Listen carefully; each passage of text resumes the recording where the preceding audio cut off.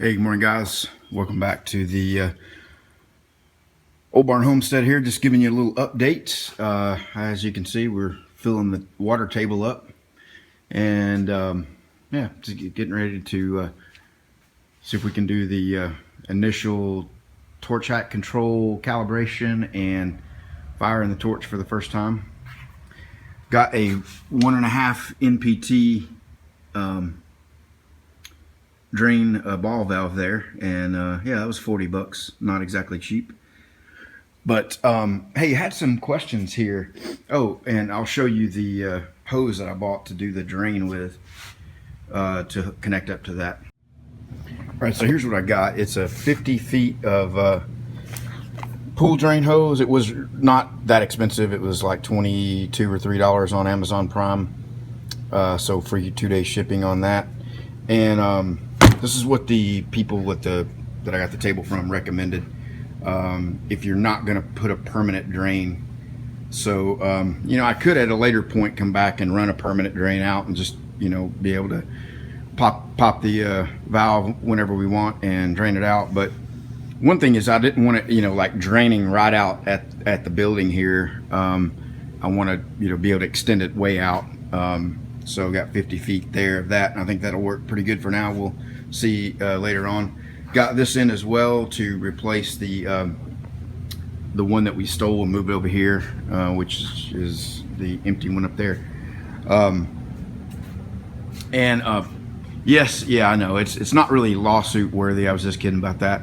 But believe it or not, I still don't have the air compressor up and running. Quincy compressor came out yesterday and tried to replace that starter or contactor, and believe it or not, they had the wrong part again. This is the second time they've come out with the wrong part. What they discovered was that the part number in the book for the contactor for that compressor is the wrong one. It's a 3 horsepower contactor, wrong part number. And you know, I don't know if this is a new generation of machine or what, but the thing about it is, though, is the people I'm working with, the local dispatcher and the techs and all, I mean, it's really not their fault. I mean, I could get all mad at them or whatever, but you could just tell by working with them, they're really immature from a service point of view. They don't have a ticket tracking system. They don't, you know, it's just all manually tracked, and all the parts ordering is done manually. You know, so organizationally, they're working within a system that needs a lot of work. So anyway, so they're trying to pull off anyway, just as I was making this video, my phone rang. You saw the interruption there in the video stream, and that was Shannon, the local dispatcher I've been working with, and she's in Houston. You know, I'm about an hour from Dallas and 2 hours from Houston, so I've had techs come from both places. And so anyway, they did locate a part locally, and they've got a tech that has picked it up and is on the way, coming from Plano. So about an hour and a half from Plano. Hopefully that'll be it, and we'll get this thing connected up and get it going here today. So anyway, we'll see how that goes. So the question I had was, I was, you know, trying to come up with a way to be able to load and unload the full sheets of heavier stuff. You know, 16 gauge, you know, 14, 16 gauge, and in that range. I think this will work well for that, and this will work well for partial sheets of thicker stuff like 1/8 inch and 3/16 and so forth, but not full sheets of 1/8 inch and 3/16 and 1/4 inch, you know, and certainly anything thicker. It's not that it wouldn't hold it, it's just getting it on and off of there, a full sheet of it, you know, being able to slide it vertically. So what I'm gonna do is, out at the barn, build a rack that stores the sheets horizontally, and really it's gonna be pretty straightforward. It's gonna have 3 shelves. They're all the shelves maybe going to be 12 inches high. You know, doesn't need to be that thick horizontally ran shelves, because I'm not going to buy that much and have it all here. So 12 inches is plenty. So I'll have 3 of them, maybe even 8 or 10 inches high. 3 shelves 10 inches high, around waist high, out at the barn. And then I'll have it so that I went yesterday and bought, I'll show you, bought some sheets, like $800 worth. And by the way, see what you think about the prices. How's that compare to what you can get these sheets for in your area?